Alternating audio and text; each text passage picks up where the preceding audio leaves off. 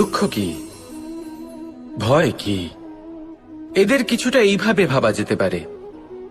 জীবনে যখনই আপনি কিছু একটা লাভ করবেন, তখন সেটা হারানোর ভয় তার সাথেই চলে আসে। যেমন আপনি যদি ধন অর্জন করেন, ধন হারানোর ভয় তার সাথেই চলে আসে। সম্পত্তি অর্জন করলে সেটা লুট হবার ভয় তার সাথেই চলে আসে। আর এটা জীবনের সাথেও হয়। যেই মুহূর্তে আপনি জন্ম নেন, মৃত্যুর ভয় তার সাথেই চলে আসে। জন্ম না নিলে মৃত্যু কিভাবে হবে? মৃত্যুর ভয় কোথা থেকে আসবে? এবার এই ভয় কি সেটা আপনাকে বুঝিয়ে বলি। এই ভয় যদি মনের মধ্যে থাকে, জীবনে থাকে, তাহলে যা কিছু লাভ করবেন, সুখ, সম্পত্তি, সুবিধা, ধন, এইগুলি লাভ করার একটা আনন্দ থাকে, এদের সাথে জীবনযাপন করার একটা আনন্দ থাকে। এই ভয় সেই আনন্দ আপনার থেকে কেড়ে নেয়।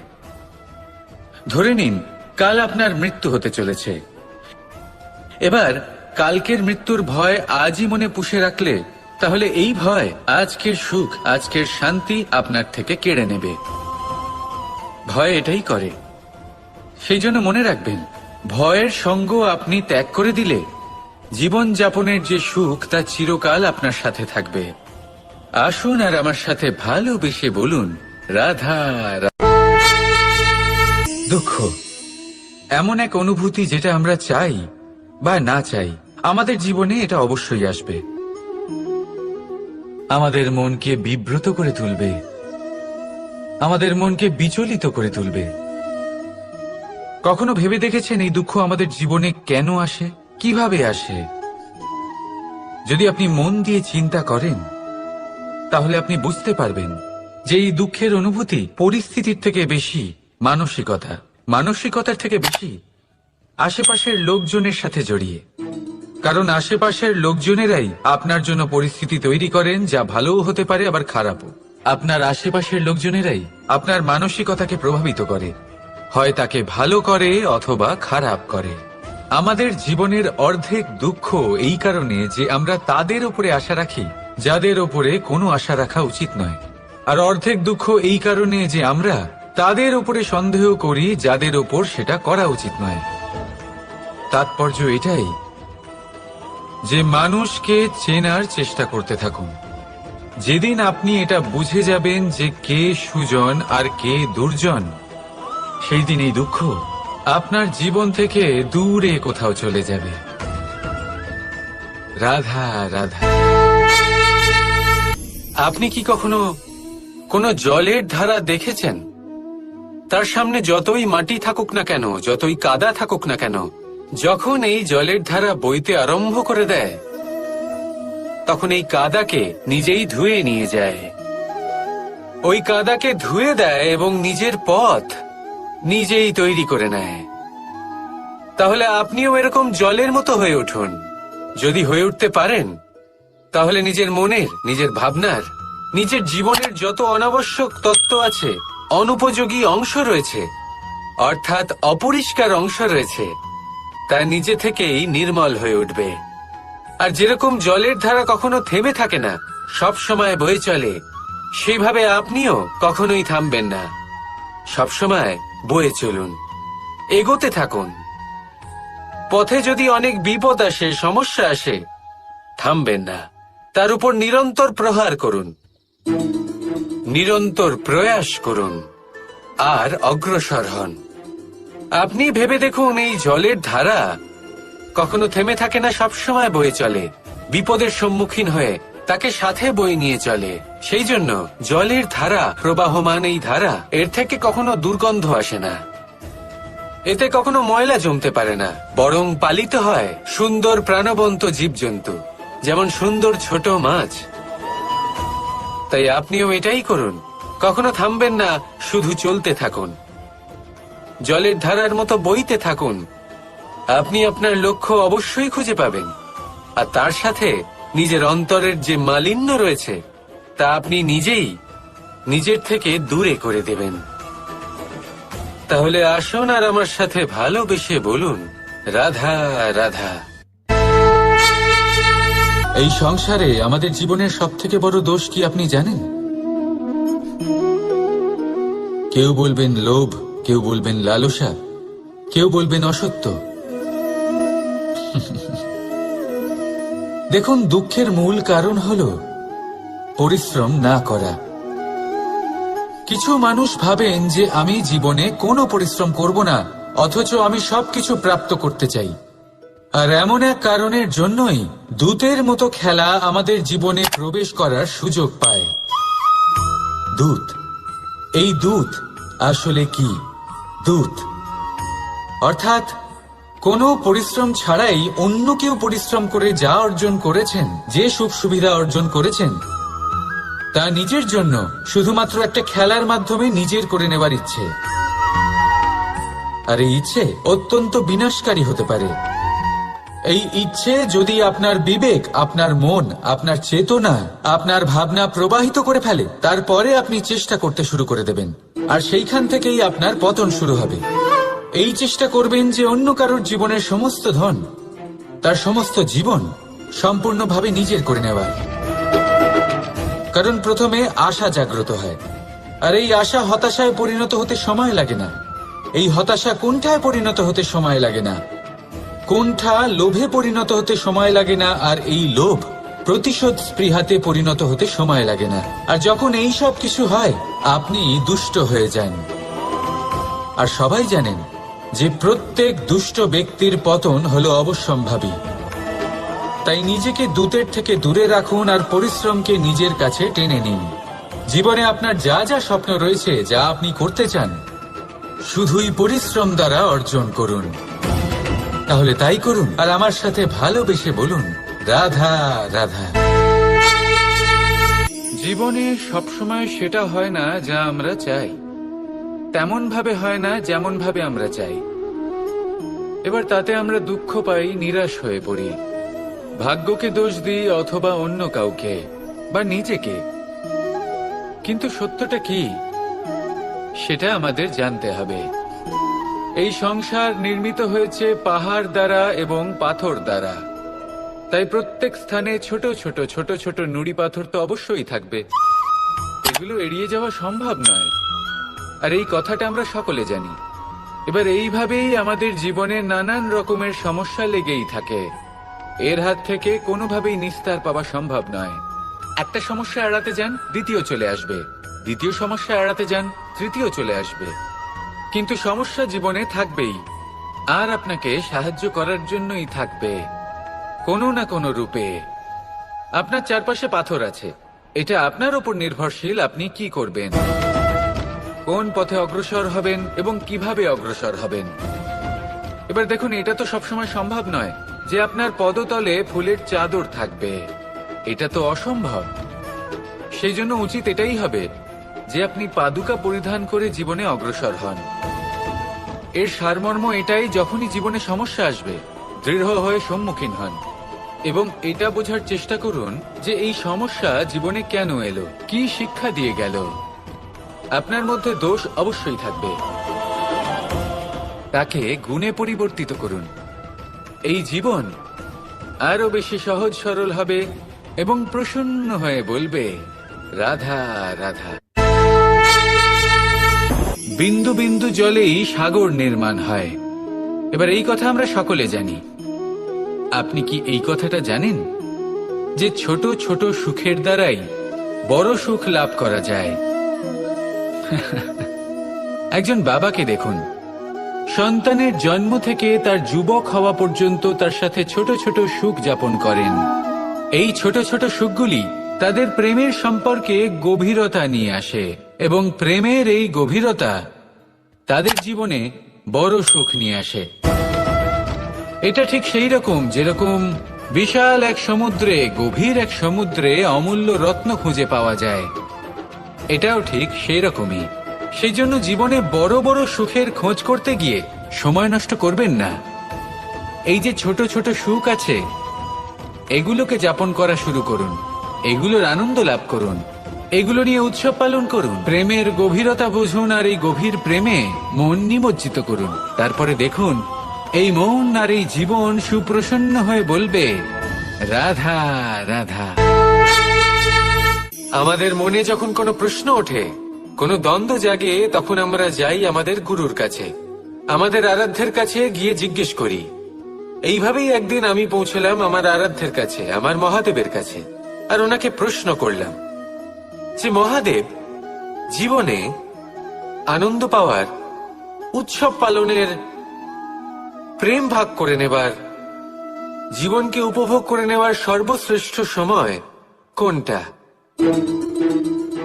মহাদেব হাসলেন আর উনি বললেন, জীবনে উৎসব পালনের সব থেকে শ্রেষ্ঠ দিন হল মৃত্যুর ঠিক আগের দিনটা। প্রেম ভাগ করে নেওয়ার সব থেকে শ্রেষ্ঠ মুহূর্ত হল মৃত্যুর ঠিক আগের মুহূর্ত। জীবনকে উপভোগ করে নেওয়ার সর্বশ্রেষ্ঠ প্রহর হল মৃত্যুর এক প্রহর পূর্বে। তখন আমি চমকে গেলাম। আমি বললাম, কিন্তু মহাদেব, মৃত্যু তো অনিশ্চিত, আমরা জানিও না কবে আমাদের মৃত্যু হবে। মহাদেব আবার হাসলেন। উনি বললেন যে যদি আমরা এভাবে জীবন কাটাই যে আমরা জীবনের প্রত্যেক দিন, প্রত্যেক মুহূর্ত, প্রত্যেক প্রহর শেষ বলে মনে করি, তাহলে আমাদের সমস্ত জীবন আনন্দের সাথেই অতিবাহিত হবে। কি বলেন? তাহলে আপনিও এই কথা মনে রাখুন আর আমার সাথে ভালোবেসে বলুন, রাধা রাধা। ভগবান। প্রত্যেক কঠিন পরিস্থিতিতে এই নামই আছে যা আমাদের উপায় দিয়ে থাকে। ব্যক্তি যান, ভগবানের পুজো করেন, আরাধনা করেন, ব্রত পালন করেন, মন্দিরে যান, পুজো পাঠ করেন, ভগবানকে জাগিয়ে তোলেন, আর তারপর শুরু হয় সমস্ত প্রশ্ন। হে ভগবান, আমার সাথে এরকম কেন হচ্ছে? কেন আমারই জীবনে এত দুঃখ আছে? আমি কিভাবে এর সম্মুখীন হব? আমাকে কেন এত কষ্ট ভোগ করতে হচ্ছে? হে ভগবান, আমি কি করব? আমাকে সাহায্য করুন, কোনো রাস্তা দেখান।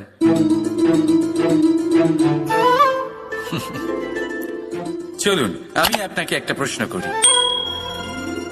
মন্দিরে যাওয়ার চেষ্টা করার আগে আপনি কি জীবনে ততটা চেষ্টা করেছেন যতটা সেই সমস্যাকে দূর করার জন্য দরকার ছিল?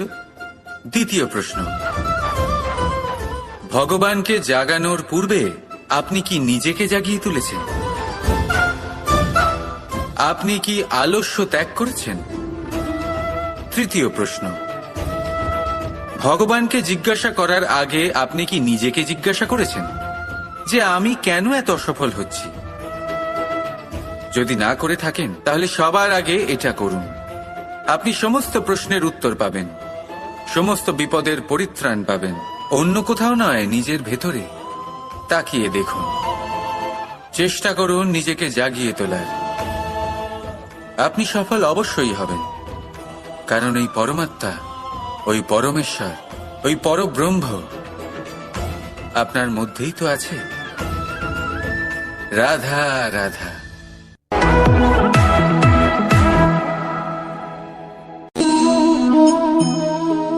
বলুন, কি দেখতে পাচ্ছেন আপনি?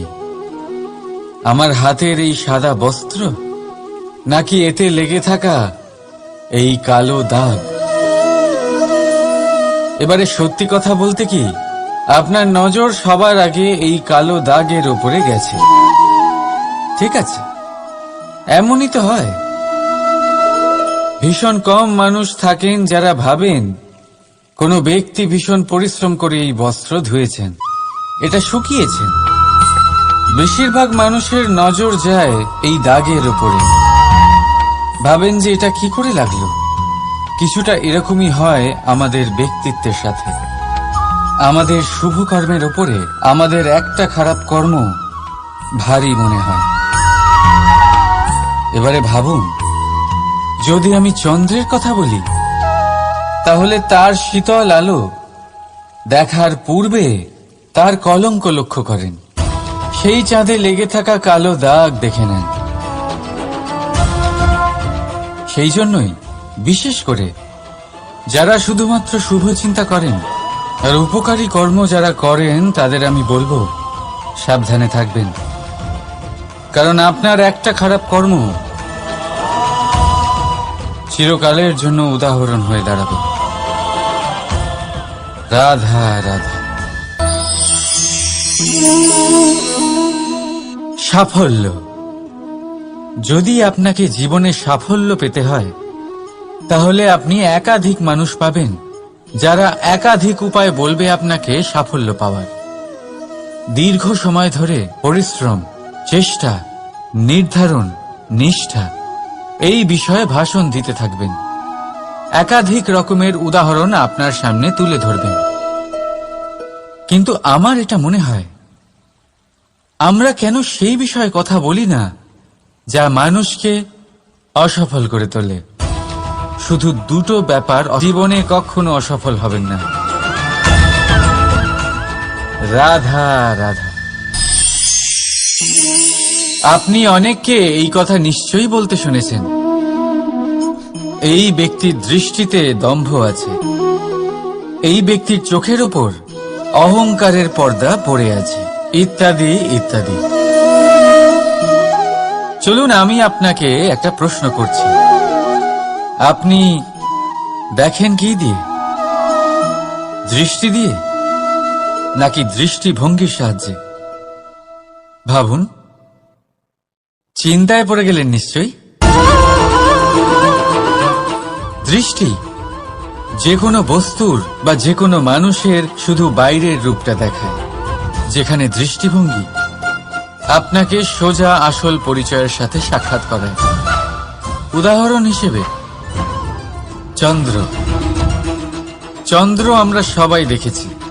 বহু মানুষ আছেন কে ভগবান ভেবে পুজো করবেন নাকি ভগবানকে পাথর ভেবে পরিত্যাগ করবেন, সিদ্ধান্ত আপনার। কিন্তু এই সিদ্ধান্ত নির্ভর করে আপনার দৃষ্টিভঙ্গির ওপর। তাই নিজের দৃষ্টিভঙ্গি শুভ রাখুন, নিজের দৃষ্টিভঙ্গিতে ভালোবাসা রাখুন, আর আনন্দে বলুন রাধা রাধা। দুঃখ এমন এক অনুভূতি যেটা আমরা চাই বা না চাই, আমাদের জীবনে এটা অবশ্যই আসবে। আমাদের মনকে বিব্রত করে তুলবে, আমাদের মনকে বিচলিত করে তুলবে। কখনো ভেবে দেখেছেন এই দুঃখ আমাদের জীবনে কেন আসে, কিভাবে আসে? যদি আপনি মন দিয়ে চিন্তা করেন তাহলে আপনি বুঝতে পারবেন যে এই দুঃখের অনুভূতি পরিস্থিতির থেকে বেশি মানসিকতার থেকে বেশি আশেপাশের লোকজনের সাথে জড়িয়ে। কারণ আশেপাশের লোকজনেরাই আপনার জন্য পরিস্থিতি তৈরি করেন, যা ভালোও হতে পারে আবার খারাপও। আপনার আশেপাশের লোকজনেরাই আপনার মানসিকতাকে প্রভাবিত করে, হয় তাকে ভালো করে অথবা খারাপ করে। আমাদের জীবনের অর্ধেক দুঃখ এই কারণে যে আমরা তাদের উপরে আশা রাখি যাদের উপরে কোনো আশা রাখা উচিত নয়, আর অর্ধেক দুঃখ এই কারণে যে আমরা তাদের উপরে সন্দেহ করি যাদের উপর সেটা করা উচিত নয়। তাৎপর্য এটাই যে মানুষকে চেনার চেষ্টা করতে থাকুন। যেদিন আপনি এটা বুঝে যাবেন যে কে সুজন আর কে দুর্জন, সেই দিন এই দুঃখ আপনার জীবন থেকে দূরে কোথাও চলে যাবে। রাধা রাধা। আপনি কি কখনো কোনো জলের ধারা দেখেছেন? তার সামনে যতই মাটি থাকুক না কেন, যতই কাদা থাকুক না কেন, যখন এই জলের ধারা বইতে আরম্ভ করে দেয় তখন এই কাদাকে নিজেই ধুয়ে নিয়ে যায়। ওই কাদাকে ধুয়ে দেয় এবং নিজের পথ নিজেই তৈরি করে নেয়। তাহলে আপনিও এরকম জলের মতো হয়ে উঠুন। যদি হয়ে উঠতে পারেন তাহলে নিজের মনের, নিজের ভাবনার, নিজের জীবনের যত অনাবশ্যক তত্ত্ব আছে, অনুপযোগী অংশ রয়েছে, অর্থাৎ অপরিষ্কার অংশ রয়েছে, তা নিজে থেকেই নির্মল হয়ে উঠবে। আর যেরকম জলের ধারা কখনো থেমে থাকে না, সব সময় বয়ে চলে, সেইভাবে আপনিও কখনোই থামবেন না। সবসময় বয়ে চলুন, এগোতে থাকুন। পথে যদি অনেক বিপদ আসে, সমস্যা আসে, থামবেন না, তার উপর নিরন্তর প্রহার করুন, নিরন্তর প্রয়াস করুন আর অগ্রসর হন। আপনি ভেবে দেখুন, এই জলের ধারা কখনো থেমে থাকে না, সবসময় বয়ে চলে, বিপদের সম্মুখীন হয়ে তাকে সাথে বয়ে নিয়ে চলে।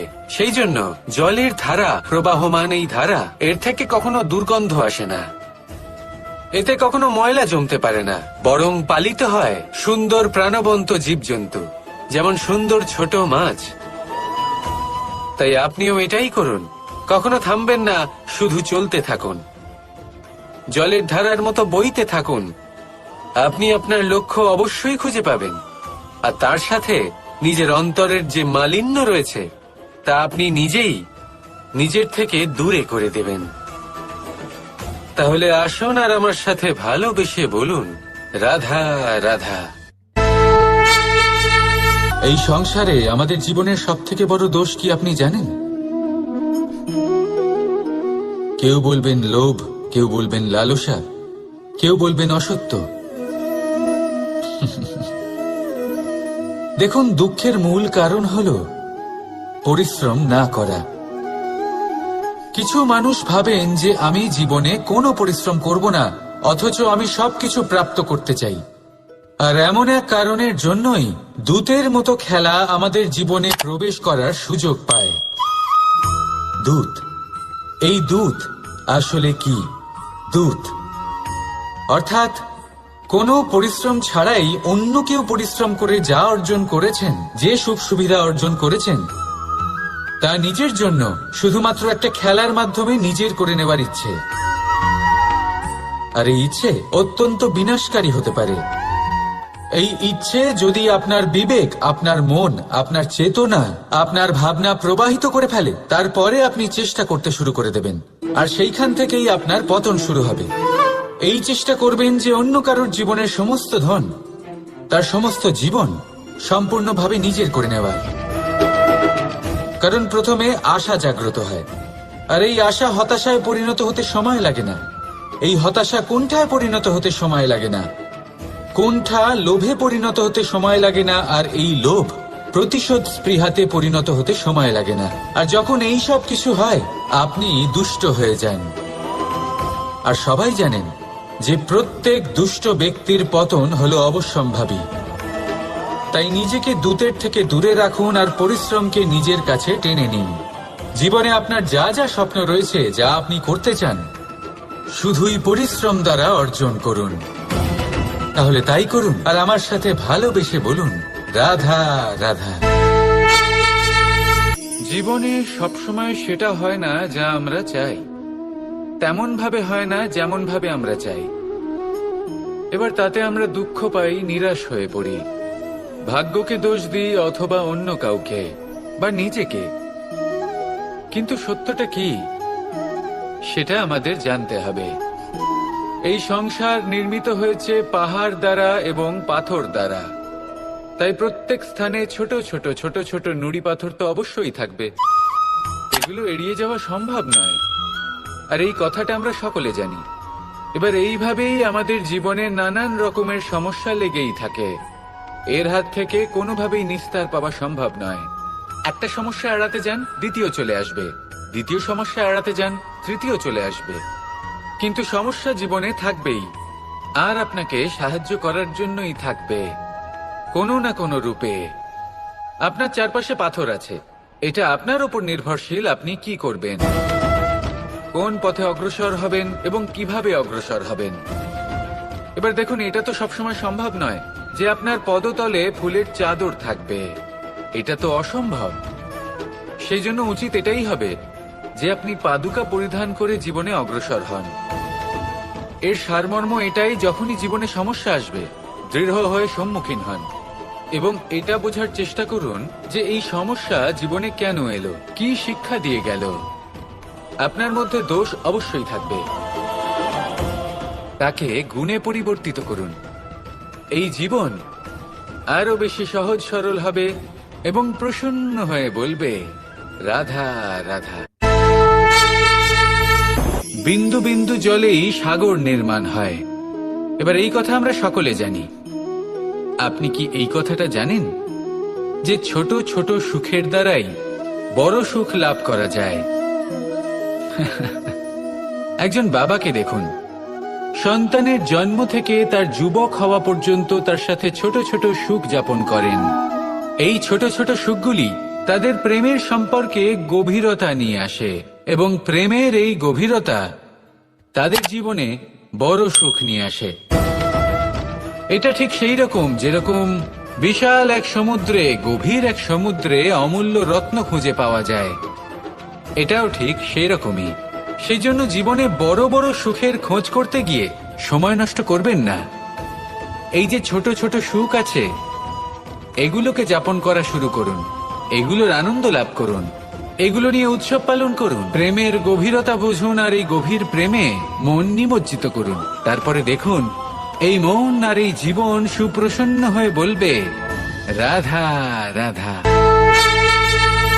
আমাদের মনে যখন কোনো প্রশ্ন ওঠে, কোনো দ্বন্দ্ব জাগে, তখন আমরা যাই আমাদের গুরুর কাছে, আমাদের আরাধ্যের কাছে গিয়ে জিজ্ঞেস করি। এইভাবেই একদিন আমি পৌঁছলাম আমার আরাধ্যের কাছে, আমার মহাদেবের কাছে, আর ওনাকে প্রশ্ন করলাম যে মহাদেব, জীবনে আনন্দ পাওয়ার, উৎসব পালনের, প্রেম ভাগ করে নেবার, জীবনকে উপভোগ করে নেওয়ার সর্বশ্রেষ্ঠ সময় কোনটা? মহাদেব হাসলেন আর উনি বললেন, জীবনে উৎসব পালনের সব থেকে শ্রেষ্ঠ দিন হল মৃত্যুর ঠিক আগের দিনটা। প্রেম ভাগ করে নেওয়ার সব থেকে শ্রেষ্ঠ মুহূর্ত হল মৃত্যুর ঠিক আগের মুহূর্ত। জীবনকে উপভোগ করে নেওয়ার সর্বশ্রেষ্ঠ প্রহর হল মৃত্যুর এক প্রহর পূর্বে। তখন আমি চমকে গেলাম। আমি বললাম, কিন্তু মহাদেব, মৃত্যু তো অনিশ্চিত, আমরা জানিও না কবে আমাদের মৃত্যু হবে। মহাদেব আবার হাসলেন। উনি বললেন যে যদি আমরা এভাবে জীবন কাটাই যে আমরা জীবনের প্রত্যেক দিন, প্রত্যেক মুহূর্ত, প্রত্যেক প্রহর শেষ বলে মনে করি, তাহলে আমাদের সমস্ত জীবন আনন্দের সাথেই অতিবাহিত হবে। কি বলেন? তাহলে আপনিও এই কথা মনে রাখুন আর আমার সাথে ভালোবেসে বলুন, রাধা রাধা। ভগবান প্রত্যেক কঠিন পরিস্থিতিতে এই নামই আছে যা আমাদের উপায় দিয়ে থাকে। ব্যক্তি যান, ভগবানের পুজো করেন, আরাধনা করেন, ব্রত পালন করেন, মন্দিরে যান, পুজো পাঠ করেন, ভগবানকে জাগিয়ে তোলেন, আর তারপর শুরু হয় সমস্ত প্রশ্ন। হে ভগবান, আমার সাথে এরকম কেন হচ্ছে? কেন আমারই জীবনে এত দুঃখ আছে? আমি কিভাবে এর সম্মুখীন হব? আমাকে কেন এত কষ্ট ভোগ করতে হচ্ছে? হে ভগবান, আমি কি করব? আমাকে সাহায্য করুন, কোনো রাস্তা দেখান।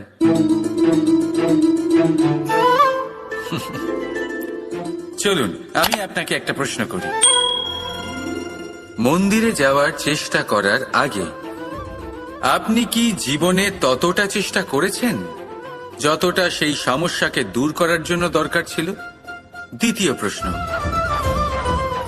ভগবানকে জাগানোর পূর্বে আপনি কি নিজেকে জাগিয়ে তুলেছেন? আপনি কি আলস্য ত্যাগ করেছেন? তৃতীয় প্রশ্ন, ভগবানকে জিজ্ঞাসা করার আগে আপনি কি নিজেকে জিজ্ঞাসা করেছেন যে আমি কেন এত অসফল হচ্ছি? যদি না করে থাকেন তাহলে সবার আগে এটা করুন। আপনি সমস্ত প্রশ্নের উত্তর পাবেন, সমস্ত বিপদের পরিত্রাণ পাবেন।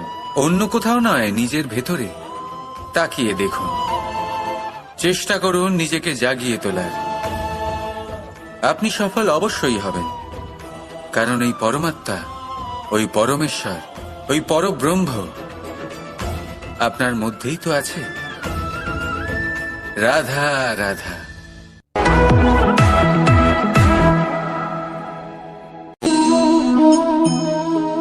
বলুন, কি দেখতে পাচ্ছেন আপনি? আমার হাতের এই সাদা বস্ত্র, নাকি এতে লেগে থাকা এই কালো দাগ? এবারে সত্যি কথা বলতে কি, আপনার নজর সবার আগে এই কালো দাগের উপরে গেছে। ঠিক আছে, এমনই তো হয়। ভীষণ কম মানুষ থাকেন যারা ভাবেন কোনো ব্যক্তি ভীষণ পরিশ্রম করে এই বস্ত্র ধুয়েছেন, এটা শুকিয়েছেন। বেশিরভাগ মানুষের নজর যায় এই দাগের উপরে, ভাবেন যে এটা কি করে লাগলো। কিছুটা এরকমই হয় আমাদের ব্যক্তিত্বের সাথে। আমাদের শুভ কর্মের ওপরে আমাদের একটা খারাপ কর্ম ভারী মনে হয়। এবারে ভাবুন, যদি আমি চন্দ্রের কথা বলি, তাহলে তার শীতল আলো দেখার পূর্বে তার কলঙ্ক লক্ষ্য করেন। সেই চাঁদে লেগে থাকা কালো দাগ দেখে নেন। সেই জন্যই বিশেষ করে যারা শুধুমাত্র শুভ চিন্তা করেন আর উপকারী কর্ম যারা করেন তাদের আমি বলবো সাবধানে থাকবেন, কারণ আপনার একটা খারাপ কর্ম চিরকালের জন্য উদাহরণ হয়ে দাঁড়াবে। রাধা রাধা। সাফল্য। যদি আপনাকে জীবনে সাফল্য পেতে হয় তাহলে আপনি একাধিক মানুষ পাবেন যারা একাধিক উপায় বলবে আপনাকে সাফল্য পাওয়ার। দীর্ঘ সময় ধরে পরিশ্রম, চেষ্টা, নির্ধারণ, নিষ্ঠা এই বিষয়ে ভাষণ দিতে থাকবেন। একাধিক রকমের উদাহরণ আপনার সামনে তুলে ধরবেন। কিন্তু আমার এটা মনে হয় আমরা কেন সেই বিষয়ে কথা বলি না যা মানুষকে অসফল করে তোলে। শুধু তাহলে জীবনে কখনো অসফল হবেন না। রাধা রাধা। আপনি অনেককে এই কথা নিশ্চয়ই বলতে শুনেছেন, এই ব্যক্তির দৃষ্টিতে দম্ভ আছে, এই ব্যক্তির চোখের ওপর অহংকারের পর্দা পড়ে আছে, ইত্যাদি ইত্যাদি। চলুন আমি আপনাকে একটা প্রশ্ন করছি, আপনি দেখেন কি দিয়ে? দৃষ্টি দিয়ে নাকি দৃষ্টিভঙ্গির সাহায্যে? ভাবুন। চিন্তায় পড়ে গেলেন নিশ্চয়ই। দৃষ্টি যে কোনো বস্তুর বা যে কোনো মানুষের শুধু বাইরের রূপটা দেখায়, যেখানে দৃষ্টিভঙ্গি আপনাকে সোজা আসল পরিচয়ের সাথে সাক্ষাৎ করায়। উদাহরণ হিসেবে চন্দ্র। চন্দ্র আমরা সবাই দেখেছি। বহু মানুষ আছেন যাদের পুজো করবেন নাকি ভগবানকে পাথর ভেবে পরিত্যাগ করবেন, সিদ্ধান্ত আপনার। কিন্তু এই সিদ্ধান্ত নির্ভর করে আপনার দৃষ্টিভঙ্গির ওপর। তাই নিজের দৃষ্টিভঙ্গি শুভ রাখুন, নিজের দৃষ্টিভঙ্গিতে ভালোবাসা রাখুন, আর আনন্দে বলুন রাধা রাধা। দুঃখ এমন এক অনুভূতি যেটা আমরা চাই বা না চাই আমাদের জীবনে এটা অবশ্যই আসবে। আমাদের মনকে বিব্রত করে তুলবে, আমাদের মনকে বিচলিত করে তুলবে। কখনো ভেবে দেখেছেন এই দুঃখ আমাদের জীবনে কেন আসে, কিভাবে আসে? যদি আপনি মন দিয়ে চিন্তা করেন তাহলে আপনি বুঝতে পারবেন যে এই দুঃখের অনুভূতি পরিস্থিতির থেকে বেশি মানসিকতার থেকে বেশি আশেপাশের লোকজনের সাথে জড়িয়ে। কারণ আশেপাশের লোকজনেরাই আপনার জন্য পরিস্থিতি তৈরি করেন, যা ভালোও হতে পারে আবার খারাপও। আপনার আশেপাশের লোকজনেরাই আপনার মানসিকতাকে প্রভাবিত করে, হয় তাকে ভালো করে অথবা খারাপ করে। আমাদের জীবনের অর্ধেক দুঃখ এই কারণে যে আমরা তাদের উপরে আশা রাখি যাদের উপরে কোনো আশা রাখা উচিত নয়, আর অর্ধেক দুঃখ এই কারণে যে আমরা তাদের উপরে সন্দেহ করি যাদের উপর সেটা করা উচিত নয়। তাৎপর্য এটাই যে মানুষকে চেনার চেষ্টা করতে থাকুন। যেদিন আপনি এটা বুঝে যাবেন যে কে সুজন আর কে দুর্জন, সেই দিন এই দুঃখ আপনার জীবন থেকে দূরে কোথাও চলে যাবে। রাধা রাধা। আপনি কি কখনো কোনো জলের ধারা দেখেছেন? তার সামনে যতই মাটি থাকুক না কেন, যতই কাদা থাকুক না কেন, যখন এই জলের ধারা বইতে আরম্ভ করে দেয় তখন এই কাদাকে নিজেই ধুয়ে নিয়ে যায়। ওই কাদাকে ধুয়ে দেয় এবং নিজের পথ নিজেই তৈরি করে নেয়। তাহলে আপনিও এরকম জলের মতো হয়ে উঠুন। যদি হয়ে উঠতে পারেন তাহলে নিজের মনের, নিজের ভাবনার, নিজের জীবনের যত অনাবশ্যক তত্ত্ব আছে, অনুপযোগী অংশ রয়েছে, অর্থাৎ অপরিষ্কার অংশ রয়েছে, তা নিজে থেকেই নির্মল হয়ে উঠবে। আর যেরকম জলের ধারা কখনো থেমে থাকে না, সব সময় বয়ে চলে, সেইভাবে আপনিও কখনোই থামবেন না। সবসময় বয়ে চলুন, এগোতে থাকুন। পথে যদি অনেক বিপদ আসে, সমস্যা আসে, থামবেন না, তার উপর নিরন্তর প্রহার করুন, নিরন্তর প্রয়াস করুন আর অগ্রসর হন। আপনি ভেবে দেখুন, এই জলের ধারা কখনো থেমে থাকে না, সবসময় বয়ে চলে, বিপদের সম্মুখীন হয়ে তাকে সাথে বয়ে নিয়ে চলে।